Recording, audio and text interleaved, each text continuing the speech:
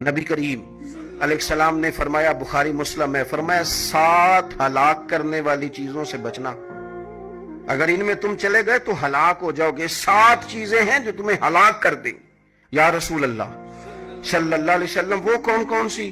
تو حضور نے فرمایا اللہ کے ساتھ شریک نہ کرنا، ہلاک ہو جاؤ گے۔ دوسرا نبی پاک صلی اللہ علیہ وسلم نے فرمایا جادو نہ کرنا، ہلاک ہو جاؤ گے، ہلاک۔ اور یار جسے حضور فرما رہے ہیں ہلاک ہو جائے گا، وہ بچے گا؟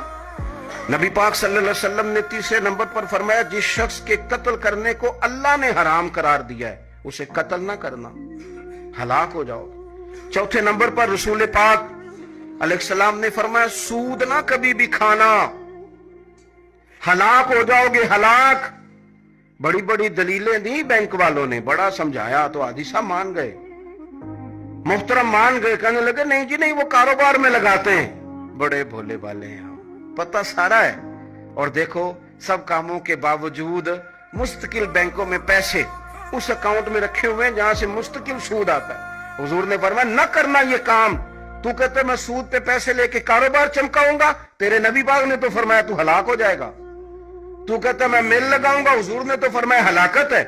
تو کہتا میں بڑا کچھ کر جاؤں گا تو ہلاکت ہے۔ اچھی طرح سمجھ لیں، اصل مال بھی ضائع ہو جاتا ہے اس بندے کا جو سود کا مال ملا لیتا ہے، اصل برکت بھی اڑ جاتی۔ اور میرے نبی پاک صلی اللہ علیہ وسلم نے 5ویں نمبر پہ فرمایا یتیم کا مال نہ کھانا، ہلاک ہو جاؤ گے۔ اور پھر 6 نمبر پر نبی پاک علیہ السلام نے فرمایا کفر سے جہاد ہو رہا ہو تو کبھی پیٹ پھیر کے بھاگنا نہ، ہلاک ہو جاؤ گے۔